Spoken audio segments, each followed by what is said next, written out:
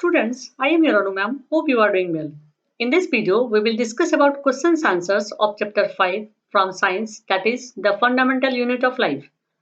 इस वीडियो में मैं ऑलमोस्ट हर एक क्वेश्चंस और आंसर्स को हिंदी में बताऊंगी ताकि आप क्वेश्चंस को समझ पाए और आंसर्स के कॉन्सेप्ट को समझ पाए। तो चलिए हम लोग इस वीडियो की शुरुआत पेज नंबर 59 के क्वेश्चन नंबर 1 से करते हैं।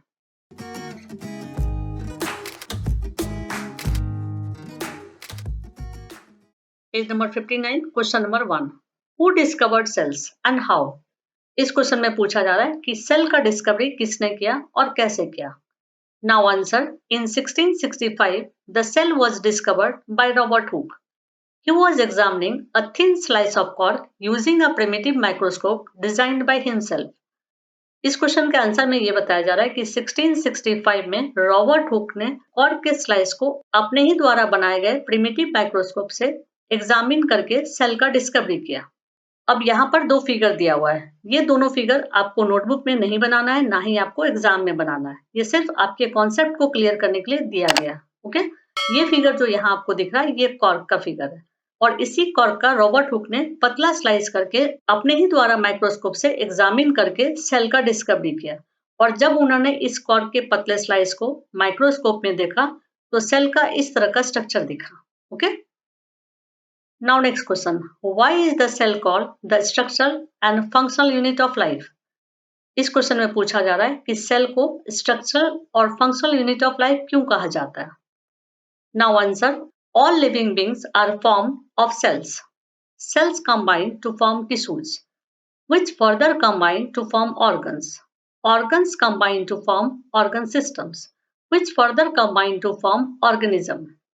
So, cell is the basic structural unit for all unicellular and multicellular organisms. Now next paragraph. Some of the basic life processes or functions takes place in every cell to keep the organisms alive. As for example, digestion, respiration, excretion, etc. So, the cells are also called the functional unit of life. इस question के answer में पहले paragraph में ये कहा जा रहा है कि जितने भी लिविंग बींग्स होते हैं सभी सेल्स से बने होते हैं और सेल्स कंबाइंड होकर के टिश्यू बनाता है, टिश्यूज कंबाइंड होकर के ऑर्गन बनाता है, ऑर्गन्स कंबाइंड होकर के ऑर्गन सिस्टम बनाता है और ऑर्गन सिस्टम से ऑर्गेनिज्म बनता है। इसीलिए सभी यूनिसेलुलर और मल्टीसेलुलर ऑर्गेनिज्म का basic structure of unit cell को कहा गया।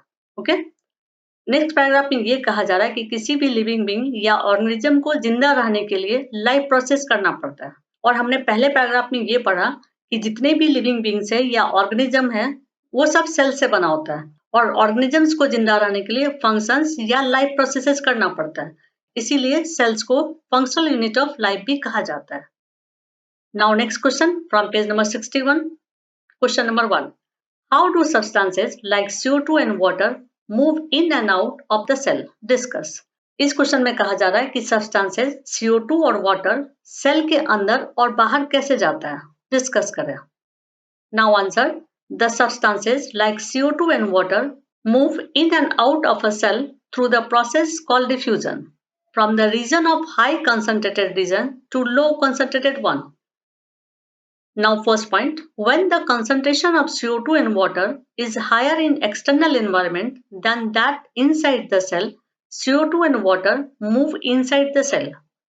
Now second point, when the concentration outside the cell is low but it is high inside the cell, they move outwards.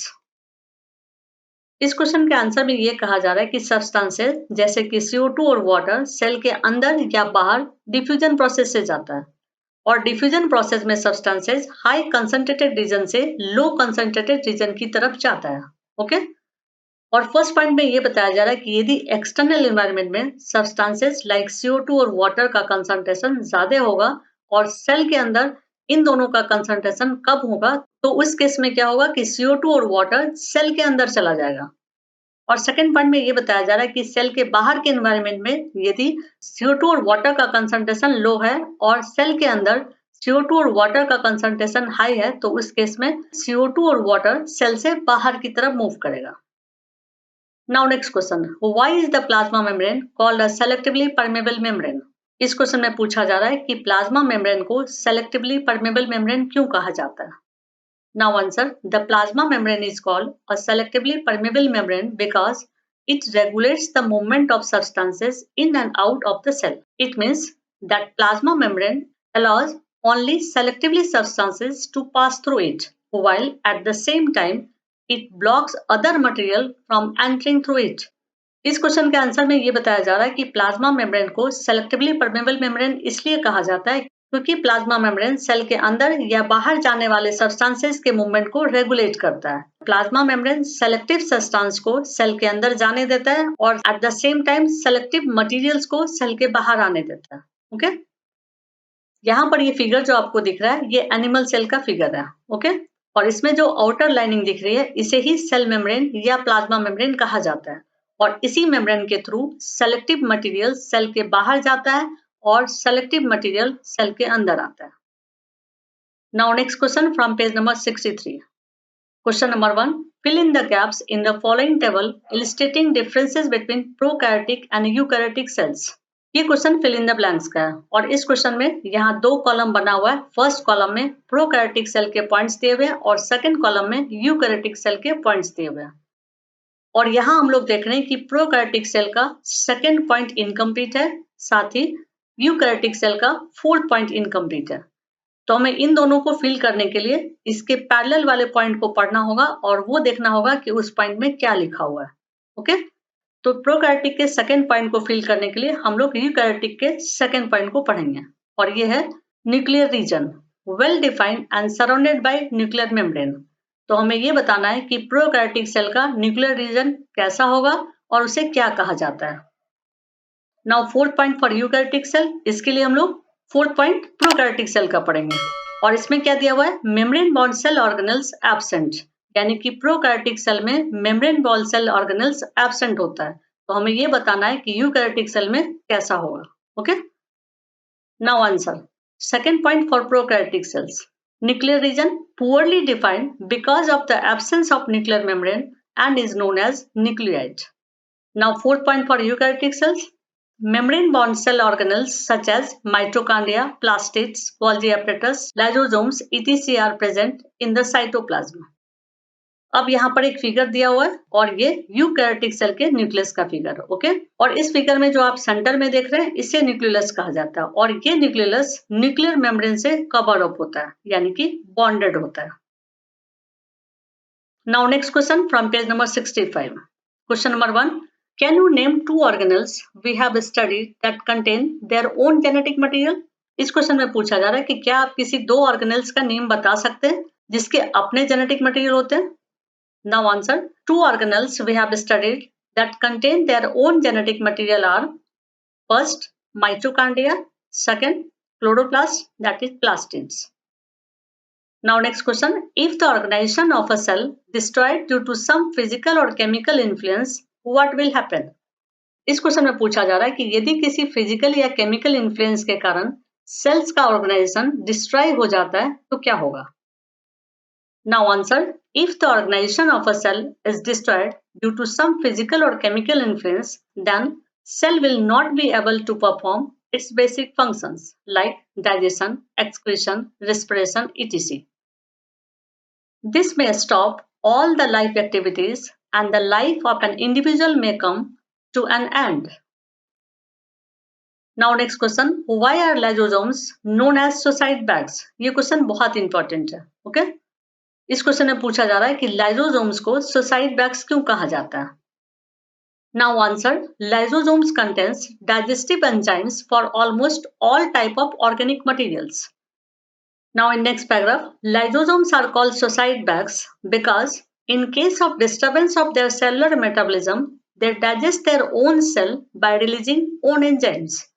इसके आंसर में ये बताया जा रहा है कि लाइसोसोम्स के अंदर डाइजेस्टिव एंजाइम्स होते हैं और वो एंजाइम्स ऑलमोस्ट हर एक ऑर्गेनिक मटेरियल को डाइजेस्ट कर सकता है और यदि किसी भी वजह से सेलुलर मेटाबॉलिज्म में कोई डिस्टर्बेंस होता है तो उस सेल को लाइसोसोम्स अपने ही द्वारा रिलीज किए हुए एंजाइम से डाइजेस्ट कर जाता है, इसीलिए लाइसोसोम्स को सुसाइड बैग्स कहा जाता है। Now next question, where are protein synthesized inside the cell. इस क्वेश्चन में पूछा जा रहा है कि सेल के अंदर प्रोटीन कहाँ बनता है। Now answer, Protein are synthesized inside the cell by the help of the ribosomes which are present in the cytoplasm of the cell. इसके आंसर में ये बताया जा रहा है कि प्रोटीन सेल के अंदर राइबोसोम्स में बनता है, ओके, जो साइटोप्लाज्म में पाया जाता है। यहाँ पर ये फिगर सेल का फिगर है, ओके, और इस फिगर में जो आपको ये ब्लू डॉट्स दिख रहे हैं इसको राइबोसोम्स कहा जाता है और इसी राइबोसोम में प्रोटीन का सिंथेसिस होता है। ये डायग्राम आपके कॉन्सेप्ट के लिए दिया गया है, यदि आप बनाना चाहते हैं तो इसे आप बना सकते हैं। Now questions from back exercise, page number 67. Make a comparison and write down ways in which plant cells are different from animal cells. इस क्वेश्चन में हमें प्लांट सेल और एनिमल सेल को कंपेयर करके ये बताना है कि प्लांट सेल और एनिमल सेल किस तरह से एक दूसरे से डिफरेंट है, ओके। तो इसके आंसर के लिए मैं पहले कुछ सिमिलरिटीज के पॉइंट दी हूँ और फिर डिफरेंसेस के पॉइंट दी हूँ। यहाँ मैं 3 कॉलम्स बनाई हूँ। फर्स्ट कॉलम में टर्म्स लिखे हुए हैं, सेकेंड कॉलम में प्लांट सेल्स के बारे में लिखा हुआ है और थर्ड कॉलम में एनिमल सेल्स के बारे में लिखा हुआ है, okay. So first point, plasma और सेल मेम्ब्रेन्स, प्लाज्मा मेम्ब्रेन या cell membrane. For plant cells present, in animal cells also present. Now second point, endoplasmic reticulum, in plant cells present, in animal cells also present. Now third point, nucleus, in plant cells present, for animal cells present. तो ये तीनों term similarity के लिए दिए हुए हैं, okay. अब हम लोग डिफरेंसेस को पढ़ेंगे। नाउ डिफरेंसेस, इसके लिए भी हम लोग यहाँ पर 3 कॉलम्स बना रहे हैं। फर्स्ट कॉलम में पॉइंट्स लिख रहे हैं, सेकंड कॉलम में प्लांट सेल्स के बारे में लिखेंगे और थर्ड कॉलम में एनिमल सेल्स के बारे में लिखेंगे, okay. Now first point, cell wall, in plant cells present, in animal cells absent. Now second point, chlorophyll, in plant cells present और इसके थ्रू फोटोसिंथेसिस होता है, but in animal cells absent. Now third point, plastids, in plant cells present और इसके through plants में colour भी आता है और फोटोसिंथेसिस में भी ये हेल्प करता है, but in animal cells absent. Next point, permanent vacuole, in plant cells present as a larger central vacuole, but in animal cells absent और smaller in size. Now next point, centrosomes and lysosomes, in plant cells absent और very rarely present, but in animal cells present. अब यहाँ पर 2 अलग अलग diagram बना हुआ है। इन दोनों डायग्राम में आपको जो इजी लगे आप उसे बना लीजिएगा, ओके। डायग्राम बनाने के लिए वीडियो को पॉज कर लीजिएगा और फिर इसे बना लीजिएगा। Now next question, how is a prokaryotic cell different from a eukaryotic cell. इस क्वेश्चन में हमें प्रोकैरियोटिक सेल और यूकैरियोटिक सेल के डिफरेंसेस को लिखना है। तो इसके आंसर के लिए भी हम लोग 3 कॉलम्स का यूज करेंगे। फर्स्ट कॉलम में पॉइंट्स को लिखेंगे, सेकंड कॉलम में प्रोकैरियोटिक सेल के बारे में लिखेंगे और थर्ड कॉलम में यूकैरियोटिक सेल के बारे में लिखेंगे, okay. So first point, nucleus, in prokaryotic cell absent, in eukaryotic cell present. Now second point, cell type. For prokaryotic cell, usually unicellular. Some cyanobacteria may be multicellular. For eukaryotic cell, usually multicellular. Now next point, true membrane bound nucleus. In prokaryotic cell, absent. In eukaryotic cell, present. Next point, mitochondria. In prokaryotic cell, absent. In eukaryotic cell, present. Now next point, endoplasmic reticulum. In prokaryotic cell, absent. In eukaryotic cell, present. Now next point, ribosomes. In prokaryotic cell, present, smaller in size and spherical in shape. In eukaryotic cell, present, larger in size and linear in shape. Now last point, examples for prokaryotic cell, bacteria and blue-green algae. For eukaryotic cell, animals and plants. इस video के description box में chapter 5 के सभी important points के video का link दिया हुआ है। आप यदि चाहें तो वहां से उसे पढ़ सकते हैं, okay. Now question number 3, what would happen if the plasma membrane ruptures और ब्रेक डाउन। इस क्वेश्चन में पूछा जा रहा है कि यदि प्लाज्मा मेम्ब्रेन रप्चर हो जाए या ब्रेक डाउन हो जाए तो क्या होगा। Now answer, plasma membrane is a selectively permeable membrane of the cell. If the plasma membrane ruptures or break down, the constant internal chemical composition of the cell will be lost and it will not be able to perform its basic functions. As a result of it, the protoplasmic material will disappear and the cell will die.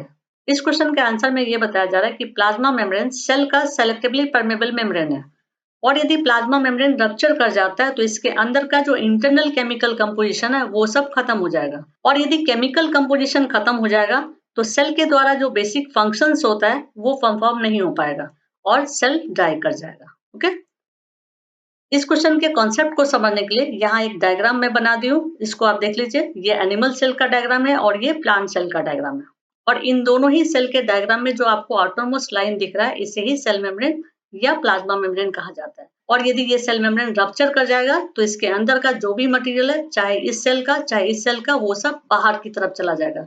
और यदि वो बाहर की तरफ चला जाएगा तो cell का जो बेसिक फंक्शन है वो फंक्शन नहीं हो पाएगा और सेल मर जाएगा। Okay, now next question, What would happen to the life of a cell if there was no Golgi apparatus? इसमें कह रहा है कि यदि सेल के अंदर Golgi apparatus ना हो तो क्या होगा? Now answer. First point, if there was no Golgi apparatus, the proteins in cells would float around without direction. Now second point, if there was no Golgi apparatus, there would be no lysosomes in a cell. Afterward, the cell would not be able to digest or break down the materials left over from the protein creation. इस answer के first point में ये बताया जा रहा है कि यदि गोल्जी अपरेटस रप्चर कर जाएगा तो सेल के अंदर जो प्रोटीन्स होता है वो फ्लोट कर जाएगा और इधर उधर किसी भी डायरेक्शन में चला जाएगा। और इस आंसर के सेकंड पॉइंट पे ये बताना चाह रहा है कि यदि सेल के अंदर गोल्जी अपरेटस नहीं होगा तो सेल में लाइसोसोम्स नहीं होगा, जिससे सेल के अंदर जब प्रोटीन बनता है और प्रोटीन के बनने के बाद जो मटेरियल का क्रिएशन होता है उस मटेरियल का डाइजेशन नहीं हो पाएगा। Now next question, which organelles is known as power house of the cell? Why? इस क्वेश्चन में पूछा जा रहा है कि सेल के किस ऑर्गेनेल्स को power house of the cell कहा जाता है और क्यों? Now answer, mitochondria is known as power house of the cell because mitochondria releases energy in the form of ATP. This is known as cellular respiration, which is essential for performing all the functions of the cell, such as photosynthesis, protein synthesis, and muscles contraction. ATP is known as energy currency of the cell, and it is used as cellular fuel. इसके answer में ये बताया जा रहा है कि mitochondria को power house of the cell कहा जाता है क्योंकि ये एनर्जी को रिलीज करता है, और जब माइटोकॉन्ड्रिया एनर्जी को रिलीज करता है तो इसे सेलुलर रेस्पिरेशन कहा जाता है। ओके, और ये एनर्जी सेल के सभी फंक्शंस के लिए एसेंशियल होता है, जैसे photosynthesis, protein synthesis, muscles contraction, all things. Okay, और एटीपी को सेल का एनर्जी करेंसी कहा जाता है। Okay, now next question, where do the lipids and proteins constituting the cell membranes get synthesized? इस क्वेश्चन में पूछा जा रहा है कि सेल के अंदर लिपिड्स और प्रोटीन्स कहाँ बनता है। Now answer, proteins are synthesized in ribosomes of rough ER, while lipids are synthesized over smooth ER. ER का फुल फॉर्म एंडोप्लाज्मिक रेटिकुलम होता है। Now next question, how does the amoeba obtain its food? इस question में पूछा जा रहा है कि अमीबा फूड को किस तरह से खाता है। Now answer, amoeba obtains its food by the process of endocytosis. It engulfs the food particles with the help of pseudopodia and then forms a vacuole around it. Inside the food vacuole, complex substances are broken down into simpler ones, diffusing into the cytoplasm. इस question के answer में ये बताया जा रहा है कि amoeba जिस प्रोसेस से फूड को लेता है उसे एंडोसाइटोसिस कहा जाता है, और फूड वैक्यूल के अंदर चला जाता है और वैक्यूल के अंदर कॉम्प्लेक्स सब्सटेंस सिंपलर सब्सटेंस में कन्वर्ट हो जाता है। और इसके आंसर के लिए आपको ये डायग्राम बनाना बहुत जरूरी है। फर्स्ट डायग्राम में ये बताया जा रहा है कि ये अमीबा है और इसके सेंटर में न्यूक्लियस है। ओके, और अमीबा के साइड में जो रेड पार्टिकल्स है ये फूड पार्टिकल्स है। सेकंड डायग्राम में ये बताया जा रहा है कि अमीबा फूड पार्टिकल्स के अराउंड में फिंगर लाइक स्ट्रक्चर बनाता है जिसे स्यूडोपोडिया कहा जाता है। ओके, और थर्ड डायग्राम में ये बताया जा रहा है कि स्यूडोपोडिया के थ्रू फूड पार्टिकल्स को अमीबा अपने अंदर ले लेता है और फिर इसे डाइजेस्ट कर जाता है। Okay, now next question, what is osmosis? Osmosis क्या है?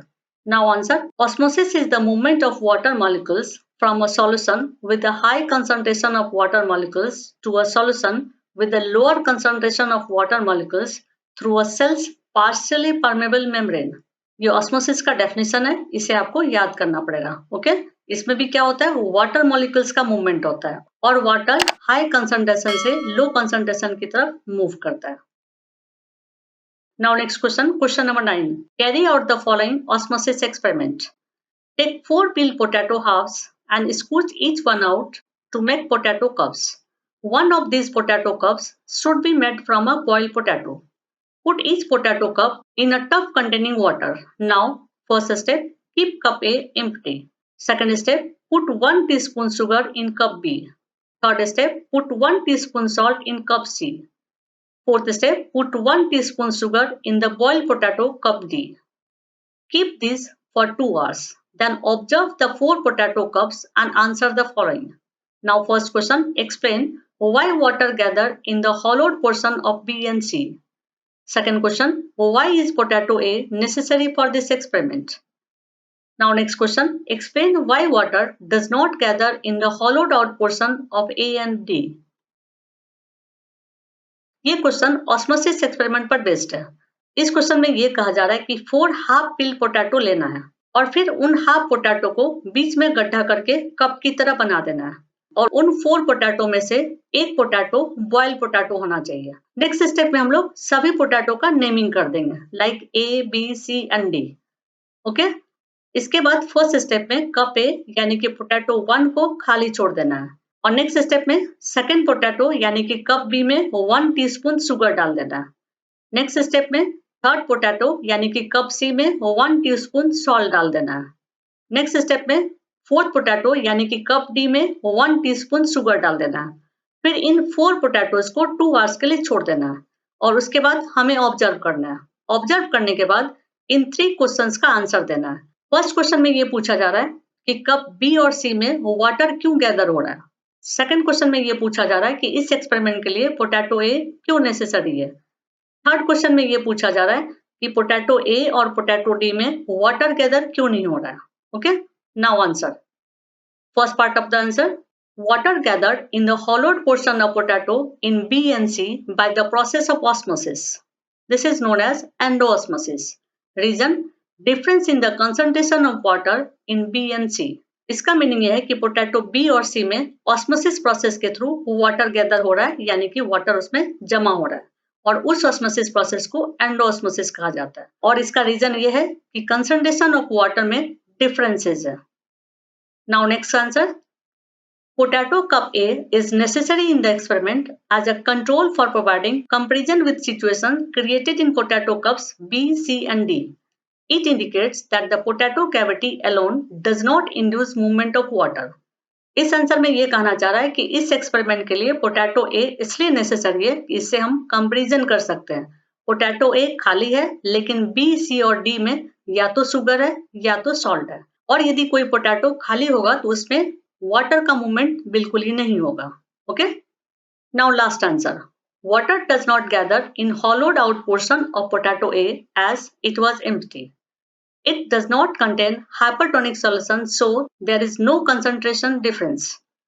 Water also does not gather in the cup D because potato used was boiled, which makes it inactive as after boiling its protein structure was damaged. इस answer में ये कहा जा रहा है कि पोटैटो ए एम्प्टी है, जिसकी वजह से वहां वाटर के कंसंट्रेशन में कोई डिफरेंसेस नहीं है और इसी वजह से उसमें वाटर जमा नहीं हो रहा है। ओके, और कप डी में यानी कि फोर्थ पोटैटो में वाटर इसलिए नहीं जमा हो रहा है क्योंकि वो बॉयल पोटैटो है और जब पोटैटो को बॉयल कर दिया जाता है तो उसके अंदर जो प्रोटीन होता है वो डैमेज हो जाता है। Okay, now next question, question number 10 and this is the last question of this chapter. Which type of cell division is required for growth and repair of body and which type is involved in formation of gametes? इस question का meaning है कि किस type का cell division growth और repair के लिए जरूरी है और किस टाइप का सेल डिवीजन गैमेट्स के फॉर्मेशन के लिए जरूरी है। Now answer, mitosis cell division is required for growth and repair and meiosis cell division is required for the formation of gametes. सभी क्वेश्चंस ओवर हो गए। अब लास्ट में मैं आपसे यही रिक्वेस्ट करूंगी कि वीडियो को लाइक और शेयर जरूर कीजिए। यदि मेरे चैनल को सब्सक्राइब नहीं किए तो प्लीज चैनल को सब्सक्राइब कर लीजिए। That's it. यदि आपको वीडियो पसंद आए तो लाइक कर दीजिएगा और आगे के वीडियोस को देखने के लिए सब्सक्राइब कर दीजिएगा।